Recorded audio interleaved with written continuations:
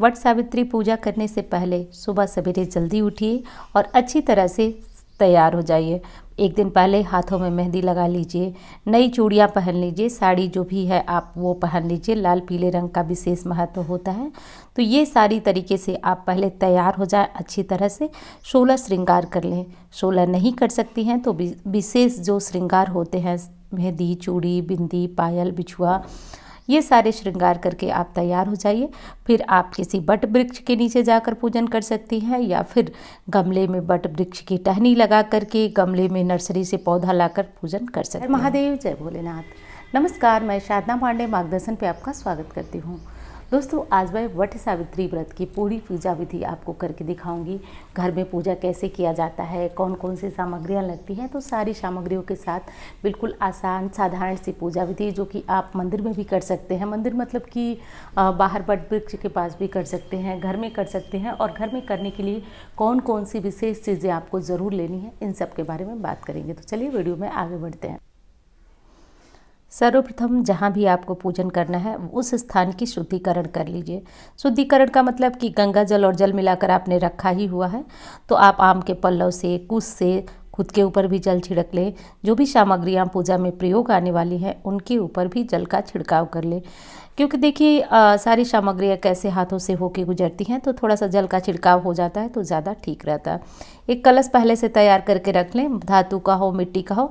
यदि आप बट वृक्ष के नीचे पूजन करती हैं तो कलश रखना अनिवार्य नहीं है, लेकिन घर में पूजन कर रही हैं तो मिट्टी का कलश ले लीजिए, सिक्का सुपारी डाल लीजिए, आम का पल्लव लगा लीजिए, बस कलश आपका तैयार हो गया। कोई भी पूजा शुरू करने से पहले आप दीपक पहले प्रज्वलित कर लें। भूले नहीं, आप लोग भी इसमें दीपक प्रज्वलित करते हैं या भी किसी भी तरह से, मतलब जो भी पूजा आप करें सबसे पहले आप दीपक प्रज्वलित कर लें। उसके बाद उस स्थान की जो सफाई शुद्धिकरण होती है कर लीजिए। उसके बाद कलावे से, घर पे पूजन कर रहे हैं तो वो विधि मैं बता रही हूँ। गौरी गणेश का आप निर्माण कर लें। कलावे से, हल्दी से या फिर सुपारी से एक गौरी जी बना लीजिए और एक ठो गणेश जी बना लीजिए। उसके बाद आप क्या करिए कि उनको एक स्थान पे विराजित कर लीजिए। कोई पाटा रख लीजिए या फिर कुछ नहीं है तो एक बड़ का पत्ता ही तोड़कर उसी पे गौरी गणेश को विराजित कर लीजिए। अब चलिए हम भगवान जी का आह्वान करते हैं जिनका हम पूजन करने वाले हैं। सर्वप्रथम गौरी गणेश का, सावित्री, सत्यवान का, साथ साथ जो है बट वृक्ष में ब्रह्मा विष्णु महेश तीनों का वास होता है। तो आज उनका आवाहन करेंगे। आवाहन मतलब बुलाना होता है। पहले देवता को अपने यहाँ बुलाएंगे, उसके बाद पूजा प्रारंभ करेंगे। पूजा प्रारंभ करने में जैसा कि आप जानते हैं सर्वप्रथम देवता को स्नान कराया जाता है। तो स्नान गौरी गणेश को कराएंगे, कलश के ऊपर भी जल छिड़केंगे। उसके बाद बट वृक्ष को हम 1 लोटा जल से सींचेंगे। तो ये बड़ा पेड़ है या फिर छोटा पेड़ है, मंदिर में कर रहे हैं मतलब बट वृक्ष के पास कर रहे हैं या गमले में कर रहे हैं, तो ये सारे काम आपको करना ज़रूरी है। बस एक चीज़ जान लीजिए कि यदि आप घर में पूजन कर रहे हैं तो आपको एक काम नहीं करना है कि आप जैसे कि घर में पूजन कर रहे हैं तो गौरी गणेश वगैरह रखना अनिवार्य है और मंदिर में कर रहे हैं तो ये ऐसा नहीं करना है। तो बस इतना सा ही आपको अंतर है कि यदि आप मंदिर में कर रहे हैं तो आपको गौरी गणेश नहीं रखना है, कलश नहीं रखना है। और यदि आप घर में कर रहे हैं तो इसके बिना आपकी पूजा स्वीकार नहीं होगी। क्योंकि जब आप बाहर करेंगे तो कोई पुराना वृक्ष होगा और उसमें आप आराम से अपनी पूजा कर सकते हैं, लेकिन घर में करेंगे तो हमें आवाहन करना होगा क्योंकि वृक्ष भी छोटा है और घर के पूजा का नियम अलग होता है। तो आप वृक्ष में भी जल चढ़ाइए, 1 लोटा जल, ये अनिवार्य है, इसलिए बार बार इस बात को आपको बता रही हूँ। दीपक प्रज्वलित हो चुका, गौरी गणेश आपके हो चुके, देवता का आह्वान आप कर चुके। उसके बाद हल्दी, कुमकुम और अक्षत से गणेश जी, गौरी जी और बट वृक्ष का पूजन करिए। कहीं कहीं पे ऐपन का प्रयोग होता है। ऐपन मतलब कि आटे में, चावल के आटे में या फिर गेहूं के आटे में थोड़ा सा हल्दी डाल करके बट वृक्ष को, गौरी गणेश को, कलश को इससे मतलब एक टीका किया जाता है। तो आप हल्दी से भी वो काम कर सकते हैं। जैसे कि बहुत सारी सामग्रियों का इंतज़ाम नहीं हो पा रहा है किसी भी कारण से, तो आप हल्दी और कुमकुम से भी सारी पत्तियों में तिलक कर सकते हैं, कलश पे तिलक कर सकते हैं, गौरी गणेश को तिलक कर सकते हैं। तो ये सारे काम आप अवश्य कर लीजिए। बट वृक्ष के लिए चाहे आप घर में पूजन कर रहे हैं या बाहर कर रहे हैं, एक छोटा सा कपड़ा, आप ब्लाउज़ का छोटा कपड़ा भी ले सकते हैं। आप कुछ नहीं है तो मौली धागा भी तोड़ करके आप बट वृक्ष को वस्त्र के स्वरूप समर्पित कर सकते हैं। लेकिन आज बट वृक्ष में तीनों देवों के वास के साथ साथ सावित्री और सत्यवान की पूजा होती है, तो आज एक कपड़ा, एक वस्त्र ज़रूर बट वृक्ष को समर्पित करें। गौरी गणेश को भी छोटे छोटे कलावा तोड़ करके समर्पित करें। इत्र वगैरह जो भी पूजा की सामग्रियां हैं ले गए हैं तो थोड़ा थोड़ा चढ़ा दीजिए। बस बार बार कह रही हूँ कि बाहर पूजा कर रहे हैं तो गौरी गणेश की स्थापना करने की आवश्यकता नहीं है, कलश भी रखने की आवश्यकता नहीं है। देखिए, कलश रखना चाहें तो रख सकते हैं, बहुत अच्छा होता है, लेकिन होता यह है कि भीड़ इतनी है तो आप वहाँ कलश रख नहीं पाएंगे। तो इसलिए सामान्य जो पूजा बता रही हूँ, जो नहीं करना है बाहर, वो भी मैं आपको बता रही हूँ। सिंदूर से आज गौरी गणेश को बट वृक्ष को तिलक करिए और उसके बाद आप 5 बार अपनी मांग वहीं बट वृक्ष के नीचे, चाहे घर में चाहे बट वृक्ष के नीचे, आप अपनी मांग अवश्य भरें। कहीं कई स्थानों पे अलग अलग लोग जो है मांग भरती हैं, यानी कि 5 सुहागिनें एक व्यक्ति की मांग भरती है, फिर वो 5 लोगों की भरती है। तो ऐसे जो भी अपने यहाँ की परंपरा हो वो देख लीजिए और उसी के अनुसार काम करिए।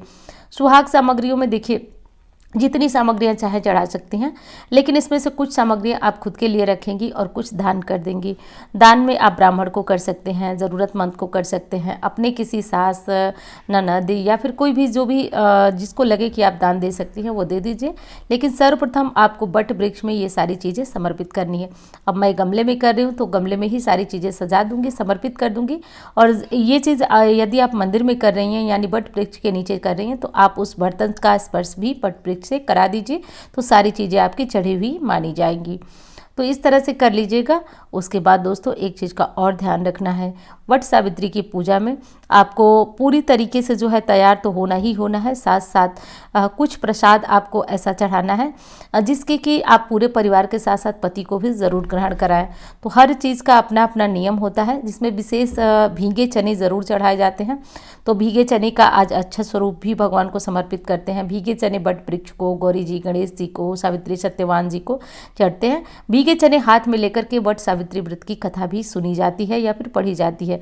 किताब है तो आप बट वृक्ष के नीचे बैठकर पढ़ लीजिए, घर पे पढ़ लीजिए, कोई सुनाने वाला है तो सुन भी सकते हैं कथा। और आज जो है देखिए, अलग अलग स्थानों पे अलग अलग प्रसाद बनता है। तो जो भी आपके यहाँ प्रसाद बनता हो, यदि आप नहीं बना सकते उतना सुबह, तो बाजार से कोई भी मिठाई ला करके जो कि साफ शुद्ध हो आप चढ़ा सकते हैं। कोई फल लाकर आप चढ़ा सकते हैं, 1 फल, 5 फल, जो भी ठीक लगे आपको, जितना आप कर सकें तो ये फल वगैरह आप चढ़ा सकते हैं। कुछ उसके बाद एक जनेऊ होता है जो कि बट वृक्ष पे अवश्य समर्पित करना होता है। तो एक जनेऊ आप लोग ज़रूर रखिएगा। कहा जाता है कि बट वृक्ष के नीचे ही माता सावित्री ने अपने पति को पुनर्जीवित किया था। तो ये बहुत ज़रूरी है कि हम भी बट वृक्ष की पूरी साधना आराधना करें। ऐसा नहीं है कि पति के प्राणों का संकट, पति के जीवन में भी परेशानियां, संकट जो चल रहे हैं वो दूर हों, इसके लिए हमें सावित्री सत्यवान के साथ साथ बट वृक्ष से प्रार्थना करनी है। तो ये सारी चीज़ें आप ध्यान रखिए। अब जो आप धागा लाए हैं जिससे आप फेरी लगाएंगे, देखिए फेरी से पहले आप हाथ में चने ले लें। अलग अलग स्थानों का अलग नियम होता है, ड्राई फ्रूट भी ले सकते हैं, चने ले सकते हैं, जो भी व्यवस्था आपको लगे वो ले लीजिए। उसके बाद आप इन चनों को एक एक करके चढ़ाते रह जाएंगे। फेरी का सामान्य नियम है, हल्दी थोड़ा सा लेकर के, जो भी कलावा है, सूती धागा है, जो भी है, थोड़ा सा उस पर हल्दी लगा लीजिए और तब आप अपनी परिक्रमा स्टार्ट कीजिए। परिक्रमा स्टार्ट करने के लिए धागे को वृक्ष में ही फंसा दिया जाता है, तो कभी भी बांधा नहीं जाता है। लेकिन उससे पहले आप बट वृक्ष को पंखे से हवा ज़रूर करिए, ये बहुत ज़रूरी नियम है, बहुत ज़रूरी विधि है। तो ये कर लीजिए। वैसे तो पंखे 2 चाहिए, एक दान करने के लिए, एक खुद रखने के लिए, जिससे कि आप पति को हवा वगैरह करेंगे। लेकिन आपको रखना है कि बट वृक्ष की पूजा में जो सूत आपको लेना है, वो सूत थोड़ा सा ये लीजिएगा कि बीच में परिक्रमा करते टाइम टूटे नहीं। सूत से परिक्रमा जो है 5 कर सकती हैं, 11 कर सकती हैं, 21 कर सकती हैं। 108 यदि कच्चे सूत से परिक्रमा करेंगी तो बीच में दिक्कत हो सकती है, किसी के धागे से आपका धागा कट सकता है, जो कि बिल्कुल भी शुभ नहीं माना जाता है। तो परिक्रमा धागे से उतनी करें जितनी आप कर सकती हैं, 5, 11, 21 करके। उसके बाद धागे को उसी बट वृक्ष में लगा करके फंसा करके छोड़ दीजिए। बाकी परिक्रमा आप हाथों में चने लेकर के, मूंगफली लेकर के, या फिर जो भी हो आप लेकर के और कर लीजिएगा। अब चलिए, हमारी पूजा जो है समाप्त हो चुकी। कथा हमने सुन लिया, परिक्रमा हमने कर ली। अब जो भी बड़े दिखाई दे रहे हैं वृक्ष के पास या फिर घर में, आप उनका पैर छू लीजिए। अखंड सौभाग्यवती होने का आप उनसे आशीर्वाद मांगे। अपने सिर पे कहिए हाथ रख करके वो आपको आशीर्वाद दें। तो ऐसा आपको कर लेना है। उसके बाद घर आकर के पति को सामान्यतः जो पूजन होता है, पति को जो रोली तिलक आपने वहाँ किया है सब उनसे पति को तिलक करिए, उनको प्रसाद खिलाइए, उनके चरण स्पर्श करिए। उसके बाद आपको करना यह है कि पति को उसी पंखे से हवा ज़रूर करनी है। पति यदि वर्तमान में मतलब कि अभी आपके पास नहीं है तो आप ये सामग्रियाँ रख सकती हैं। जैसे कि सामग्रियों में देखिए प्रसाद तो आप रख नहीं सकती हैं क्योंकि चने भी सारी चीज़ें गीली हैं, तो अच्छा यही होगा कि आप कुछ मीठी चीज़ चढ़ा करके जैसे कि बतासे वगैरह चढ़ा करके आप रख लें। और लंबे समय अगर आपको रखना है तो आप कुछ सूखे फल चढ़ा करके जैसे कि बादाम, किशमिश कुछ भी चढ़ा करके आप ये रख सकती हैं। और जब भी आप पति के पास जाएं ये प्रसाद ज़रूर उनको ग्रहण कराएं या फिर आपके पास आते हैं तो ग्रहण कराएं। बाकी श्रृंगार सामग्रियों का मैंने बताया, आप कुछ अपने लिए ज़रूर निकाल लीजिएगा। तो इस तरह करके वट सावित्री व्रत का पूजन पूर्ण हुआ। धन्यवाद।